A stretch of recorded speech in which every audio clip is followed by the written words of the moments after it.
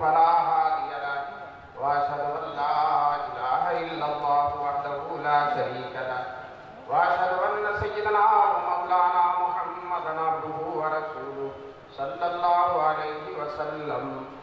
أعوذ بالله من الشيطان الرجيم. بسم الله الرحمن الرحيم. هو الذي بعث في الأميين رسولا منهم يتلو عليهم آیاته ويزكيهم. قطروں کو دریا کر دیا، دل کو روشن کر دیا، آنکھوں کو بینا کر دیا. جو نہ تھے خود راہ پر اوروں کے ہادی بن گئے. کیا نظر تھی جس نے مردوں کو مسیحا کر دیا. حضرت صدر جلسہ، معزز اور محترم علماء کرام، محترم بزرگوں اور دوستوں، نوجوانان ملت، عزیز طلباء، یہ اللہ کا بڑا کرم بے حد احسان ہے کہ اللہ تبارک تعالیٰ نے ہم کو اپنے اس عظیم الشان ادارے کے اجلاس 100 سالہ میں شریک ہونے کا حسین موقع نصیب فرمایا.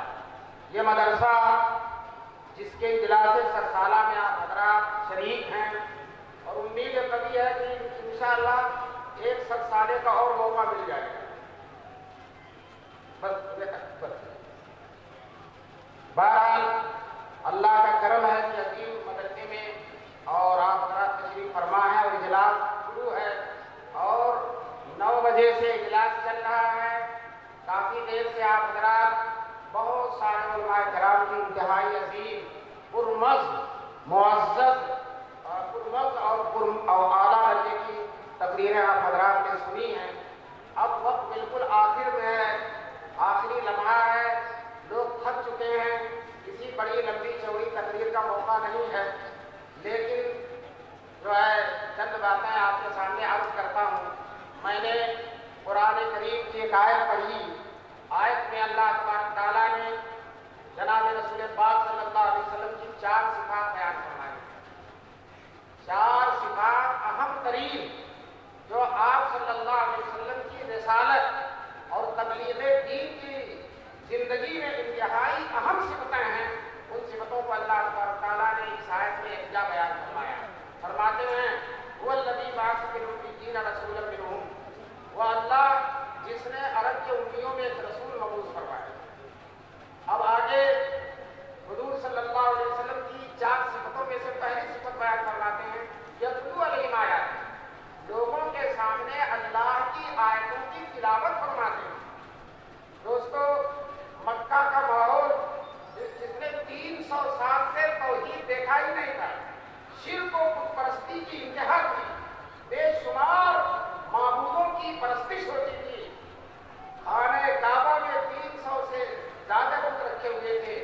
اس ماحول میں جہاں توحید نام کی کوئی چیز ہی نہیں تھی، جس کے بارے میں اس عصر کی عکاسی جناب رسول پاک صلی اللہ علیہ وسلم فرماتے ہیں ان اللہ نظر الی قلوب العباد. اللہ تبارک تعالیٰ نے اپنے بندوں پر کے دلوں پر نظر ڈالی. اتنے خراب تھے دل لوگوں کے. ومقت عربہم وعجمہم. اللہ عرب سے بھی ناراض اور عجم سے بھی ناراض. دوستو، اس عرب کی ناراضگی اور عجم سے ناراضگی کے ماحول میں جناب رسول پاک صلی اللہ علیہ وسلم آتے ہیں اور اللہ تبارک تعالیٰ کی آیتوں کی تلاوت فرماتے ہیں. قرآن کی آیات لوگوں کے سامنے پیش کرتے ہیں. قرآن کے ذریعے لوگوں کے دلوں میں انقلاب پیدا کرتے ہیں. اور صرف 23 سال کی مدت میں یہ کیفیت ہو گئی. 1,24,000 سے زیادہ لوگ ہیں جن کے بارے میں اللہ تبارک تعالیٰ فرماتے ہیں رضی اللہ عنہم ورضوا عنہ. اللہ ان سے راضی اور وہ اللہ سے راضی. ابھی 23 سال پہلے کا یہ حال تھا. عرب سے بھی ناراض تھا اللہ تعالیٰ، عجم سے بھی ناراض تھا.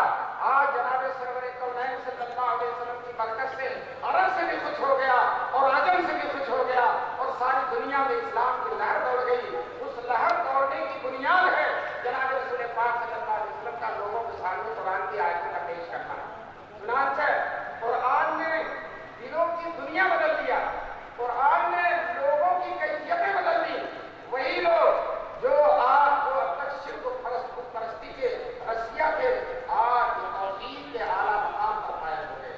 دوستو، دوسری صفت اللہ تبارک تعالیٰ نے جناب رسول پاک صلی اللہ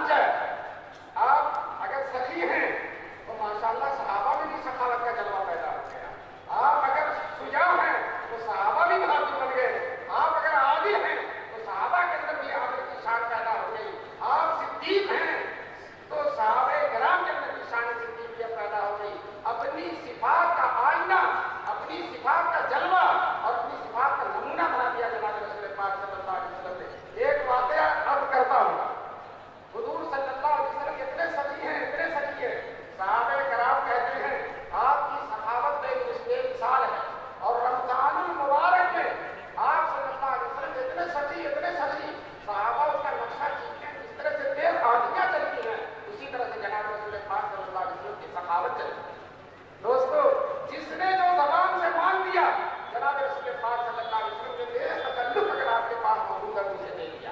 حدیثوں میں آتا ہے ایک غزوے میں جناب رسول پاک صلی اللہ علیہ وسلم کے حصے میں بھی بہت زیادہ بکریاں آئی تھیں. سارے صحابہ میں تقسیم ہوئی تھی, حضور کو بھی ملی تھی.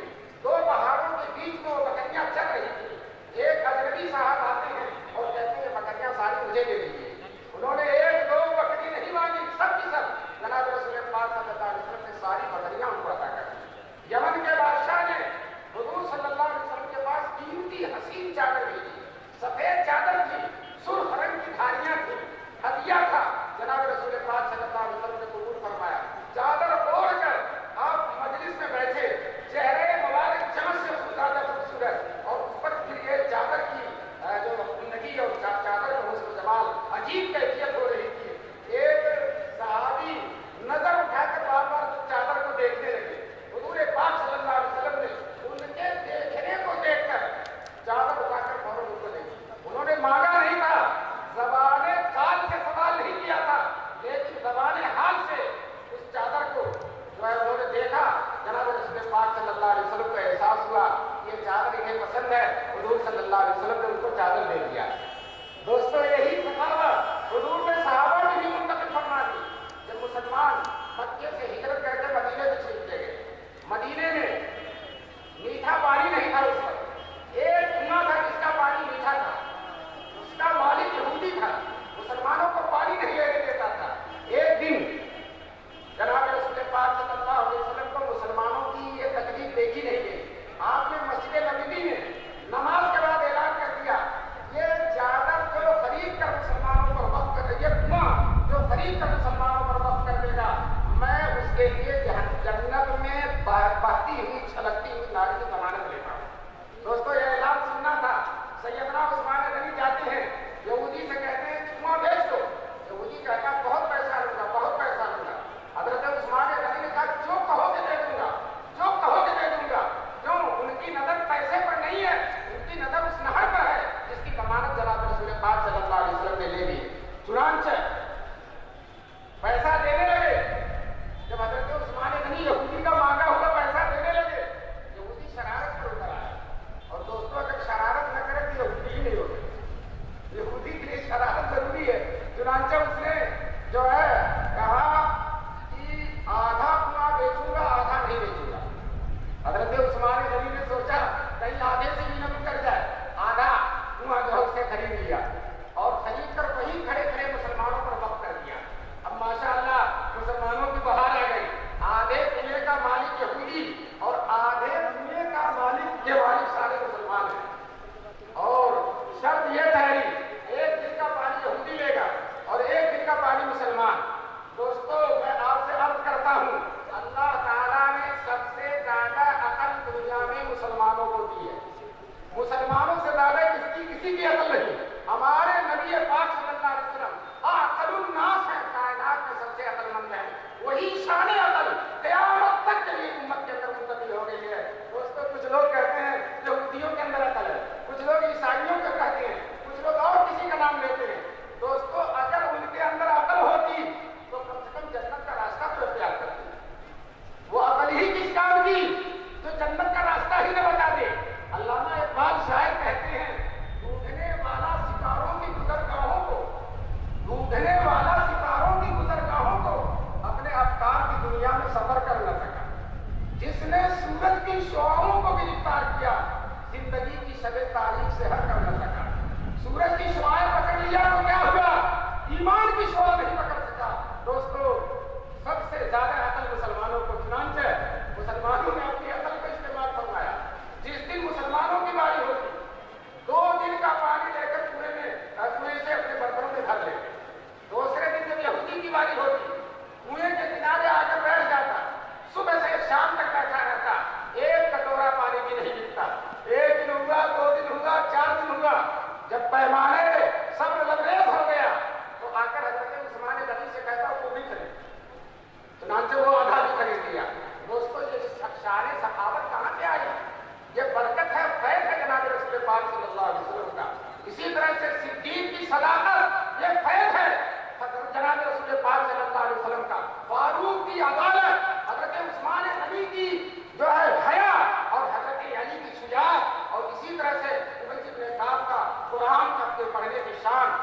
اسی طرح سے حضرت معاذ بن جبل کی شان اشتہار، یہ سب فیض صدقہ ہے اور برکت ہے جناب رسول پاک صلی اللہ علیہ وسلم کی۔ دوستو جو ہے کس طرح سے جناب رسول پاک صلی اللہ تعالیٰ اسی حضور کی شان تربیت کو بیان کرتے ہیں، مزکی لوگوں کو پاکیزہ بنا رہے ہیں۔ دوستو ایسے پاکیزہ لوگ ہوتے کہ آسمان کے نیچے ایک ساتھ ہوتے لوگ جب سے دنیا بنی ہے اتنے پاکیزہ لوگ ایک ساتھ نہیں جمع ہوتے۔ یہ حضور کی شان تربیت۔ تیسری صفت اللہ تبارک تعالیٰ نے بیان فرمائی، یعلمہم الکتاب، لوگوں کو قرآن کا معنی بتلاتے ہیں۔ ایک طرف قرآن کی تلاوت ہے اور دوسری طرف قرآن کا معنی ہے۔ علماء جانتے ہیں قرآن نام ہے، لفظ اور معنی دونوں کے مجموعے کا۔ لفظ بھی قرآن اور اس کا معنی بھی قرآن ہے۔ دوستو اس لفظ کی بھی لوگوں کو تربیت دے رہے ہیں، لفظ بھی سکھا رہے ہیں اور معنی بھی سکھا رہے ہیں۔ وَيُعَلِّمُهُمُ الْكِتَابَ، اور اس کے ساتھ ساتھ والحکمت، اور لوگوں کو حکمت سکھاتے ہیں۔ علماء کرام کہتے ہیں حکمت کے بہت سارے معنی، لیکن جب کتاب کے ساتھ حکمت جڑ جائے، کتاب کے بعد حکمت کا لفظ آئے، تو اکثر علماء کرام فرماتے ہیں اس سے مراد حدیثیں ہیں۔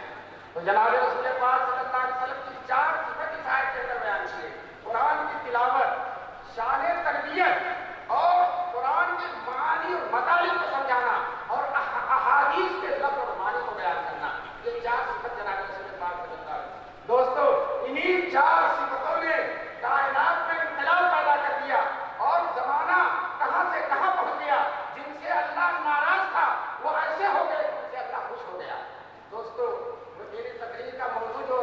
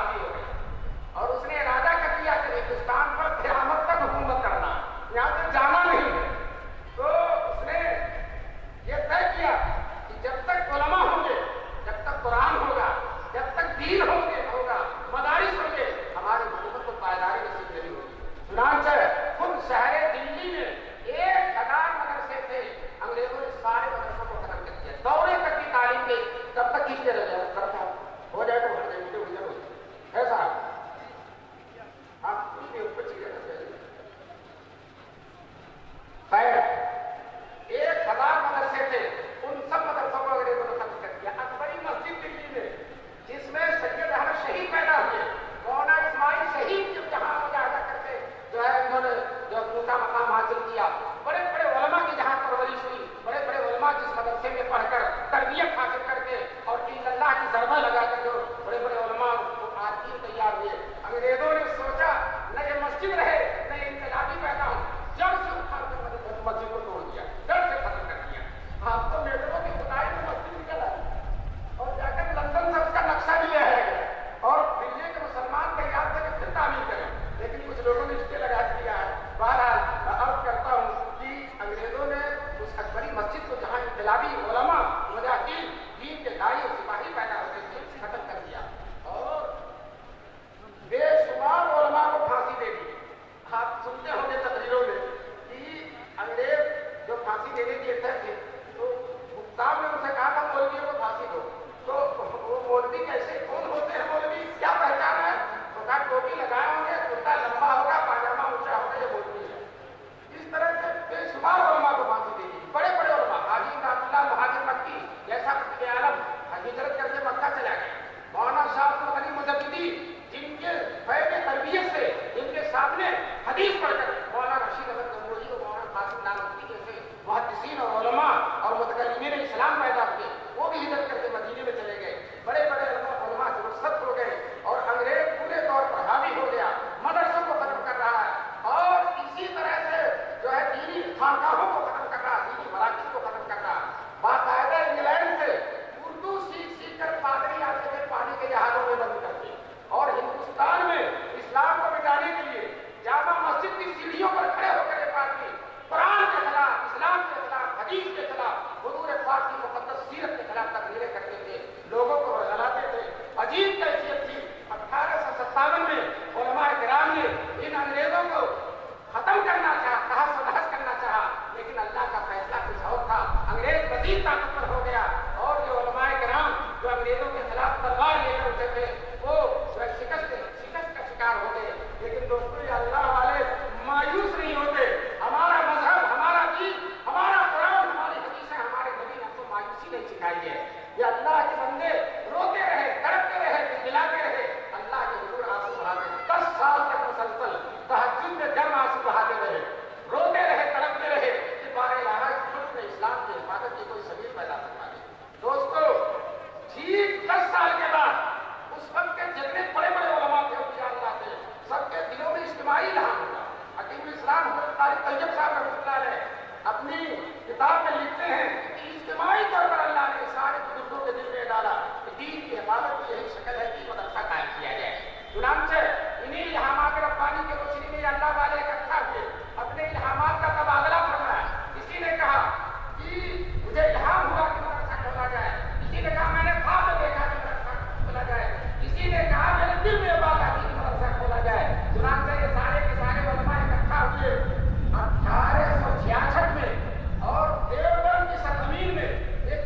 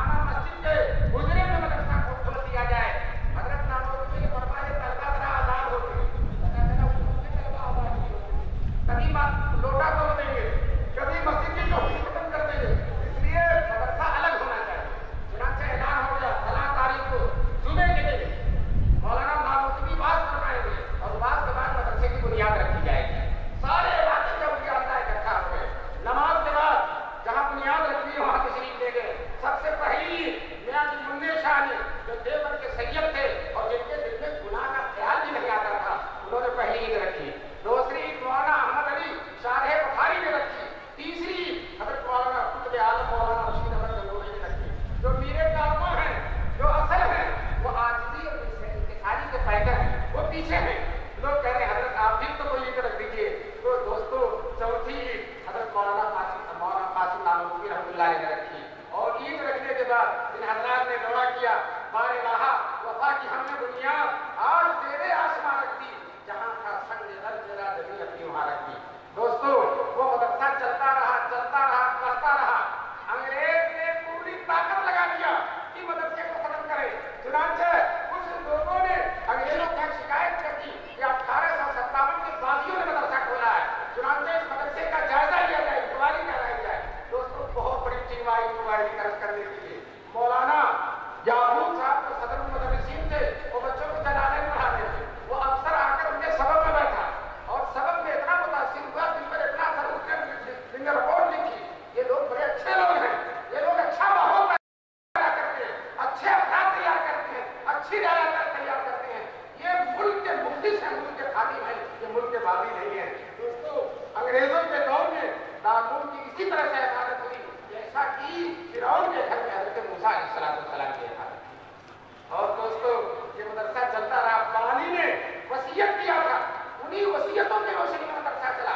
वसीयत क्या था? नानोती के सामने सारे इंतखाबात थे, दिल्ली के 1000 मदरसों की तबाही की दास्तानें थी, मस्जिदें अपनी उनकी निगाहों ने देखा था और उसकी बर्बादी उन्होंने देखा था, हुकूमत मुगलिया और जर्मनी को भी उन्होंने देखा था। तो हजरत ने देखा पहले मदरसा कोई नवाब चलाते थे, कोई रईस चलाते थे, कोई जागीरदार चलाता था, कोई वजीर चलाता था और पूरे मदरसे का खर्च देता था, तामीर भी वही करता था, उस्तादों को तनख्वाह भी वही देता था, तलबा का खर्च भी वही देता था। लेकिन इसका नुकसान क्या था? जहां नवाब साहब नाराज हुए 5 मिनट में मदरसा बंद, नाराज हो गए नवाब साहब, कमरों में ताला लगा दिया, असातिज़ा को कह दिया तनख्वाह नहीं देंगे, तलबा कह दिया जाओ खाना वाना नहीं मिलेगा, मदरसा बंद हो गया। 5 मिनट में मदरसा बंद हो जाता था। दोस्तों हजरत नानोती की बसीरत को अल्लाह तबारक व तआला, हजरत नानोती की बसीरत को अल्लाह तबारक व तआला उसका बेहतरीन सिला नसीब फरमाए, कबूल फरमाए। उन्होंने एक नई जहर डाल दी, नया में नया अंदाज डाल दिया। कहते हैं सोरिश अंदलीब ने रूह चमन में फूलती, वरना यहाँ कली कली माह की भाग नाज में। हजरत ने कहा नवाबों के पर एतमाद नहीं, हुकूमत पर एतमाद नहीं, बादशाहों पर एतमाद नहीं, अमीरों पर एतमाद नहीं, जायदादों पर एतमाद नहीं, आम गरीब मुसलमानों के चलते से इस मदरसे को चलाया जाएगा। जानते हैं मज़ाहिर को ताकतवर हाथों से छीना और कमजोर हाथों में दे दिया, लेकिन हकीकत में कमजोर हाथों से छीनकर ताकतवर हाथों में दे दिया। क्यों?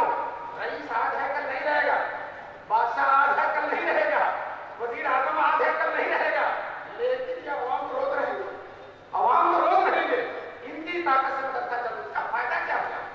बहुत से अंग्रेजों ने दारुल पर जो है अटैक करना चाहा, हमला करना चाहा, बंद करना चाहा, लेकिन उनकी एक नहीं चली, जब कुछ सौखी चली, बादे सदा की, बिगड़ने में भी इनकी बना की, वो बिगाड़ते रहे और दारुल बनता रहा। चुनांचे एक वाकया सुनाता हूं, उस वाकये से दारुल के अंदाज की अजमत का अंदाजा होगा। अंग्रेजों ने चाहा था शेख इस्लाम मौलाना हुसैन अहमद मदनी रहमतुल्लाह अलैह के जमाने में कि मौलाना मदनी को दारुल से निकलवा दिया जाए। क्यों? अंग्रेजों के खिलाफ शमशीरें फहराते, ललकारते थे अंग्रेजों को, अंग्रेजों की हालत खराब होती थी। तो अंग्रेजों ने सोचा एक तो शख्सियत बड़ी अजीब और दूसरे दारुल बहुत बड़ा इदारा, तो दोनों मिलकर बहुत बड़े हो जाते हैं और हमारी हम जबरदस्त मुखालफत करते हैं, उनकी मुखालफत में दम है, पूरा हिंदुस्तान की आवाज का लब्बैक कहता है। अगर इनको दारुल से निकाल दिया जाएगा तो कम से कम दारुल का स्टेज तो इनसे छिन जाएगा।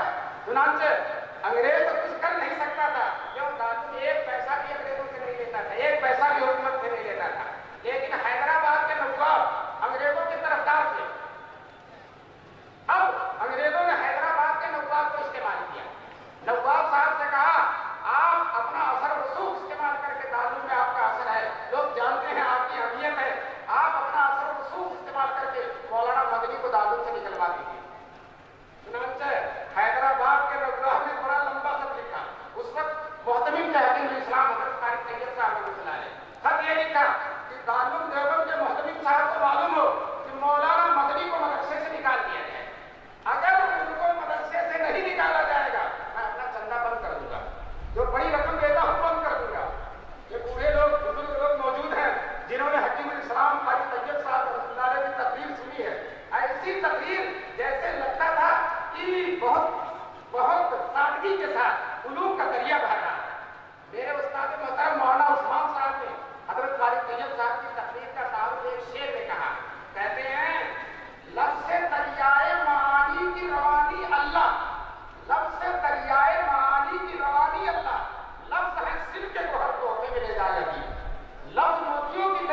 भाई इनको तोहफे में देना है।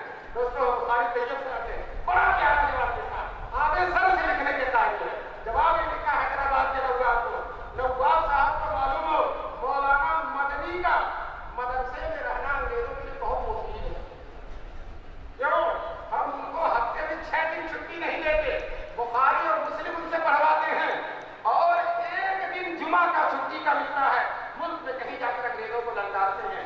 अगर हमने उनको मदरसे से निकाल दिया तो उनका पूरा हफ्ता खाली हो जाएगा, और पूरा हफ्ता अगर खाली होगा तो 1 दिन के बजाय 7 दिन हम हफ्ते में अंग्रेजों की मुखालफत करेंगे, ललकारेंगे, गरजेंगे अंग्रेजों पर, और अंग्रेज को अगर 7 साल में जाना तो 1 साल में जाना पड़ जाएगा। इसलिए अंग्रेजों की भलाई इसी में है कि मौलाना को मदरसे में रखा जाए, इस शेर को पिंजरे में बंद रखा जाए। ये सब लिखकर भेज दिया हैदराबाद के नवाब को। कुछ दिनों के बाद शेखुल इस्लाम मदनी रहमतुल्लाह अलैह को मालूम हुआ कि हैदराबाद से कोई खत आया और मेरे बारे में, और मोहतमिम साहब ने उसका कोई जवाब लिखा, दफ्तर एहतमाम में तशरीफ लाए और क्या हजरत कारी तैयब साहब को बड़ा एहतराम करवाते थे। देखने वाले बताते हैं हजरत कारी तैयब साहब उम्र में बहुत छोटे, लेकिन कारी तैयब साहब मसजिद एहतमाम में बैठते थे, हजरत सामने बैठते थे, कारी साहब उठकर खड़े हो जाते, हजरत यहाँ तशरीफ लाए, ना आप हाकिम हैं, हम महकूम हैं, हाकिम की जगह वो है, महकूम की जगह ये है। खैर आए, तशरीफ लाए और कहा हजरत हैदराबाद का क्या खत आया, आपने क्या जवाब दिया? हजरत कारी तैयब साहब ने अपना खत और हैदराबाद का खत दोनों सामने रख दिया। हजरत ने बताया फरमाकर इंतहाई वफात के साथ कहा, तमकनत के साथ, कि आप हैदराबाद के नवाब को दूसरा खत लिखिए और ये लिखिए कि नवाब साहब आपने धमकी दी है कि आइंदा चंदा बंद कर देंगे, आइंदा चंदा देना दूर की बात है, अब तक जितना चंदा लिया है सबकी फहरिस्त भेज दीजिए, आपकी सारी रकम वापस कर दी जाएगी। समझते हैं? मदरसा आपका है, आपके पैसे का चलता, मदरसा अल्लाह की अमानत पर अल्लाह से चलाने वाला। दोस्तों अल्लाह ताला ही की तरफ से ये मौलवी अगर ये मदरसे में ना हो, अपने घर पर रहे, ये मोहतमिम जो मदरसे का है अगर घर पर रहे तो इतनी मेहनत नहीं करता, लेकिन जो ही मोहतमिम होता, मदरसे का जिम्मेदार होता, अल्लाह खैर से उसके अंदर पर डाल देते हैं और रात दिन चलता रहता है। बड़े बड़े मुहद्दिसीन, बड़े बड़े फुक़हा जो है मदरसे के चलाने के लिए दिन भर रमजान में मुंबई में गली दर गली घूमते रहते हैं। ये जज्बा, ये ताकत किसने दे दी है? ये सोचे जरूर किसने दे दिया है? ये तड़प किसने दे दिया है? या अल्लाह ताला ने मदरसों की बरकत से दे दिया। यही सोचे तुम, यही तड़प, यही दिल की घुटन इंशाअल्लाह क़यामत तक मदरसों को चलाती रहेगी।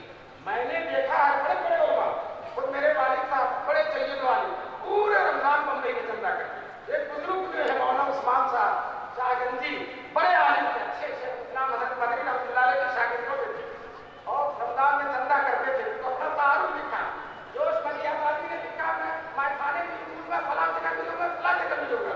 हजरत ने उसी के जवाब में लिखा, रमजान की ताकीद में ये दीन का खाली, रमजान की ताकीद में ये दीन का खाली, चंदे के लिए शगले गदाया को मिलेगा। दोस्तों रमजान की ताकीद में ये दीन का खाली, ये अपने लिए नहीं मान सकते, ये तो मुस्तगनी है, बेनियाद है, सारे बेनियादी के जज्बा है, लेकिन मदरसे के दीन के जिम्मत के लिए दर दर पहुंचते हैं। ये जज्बा अल्लाह ने दिया है। दोस्तों उसमें न कोई शर्म होती है, न कोई काहिली होती है, न कोई सुस्ती होती है।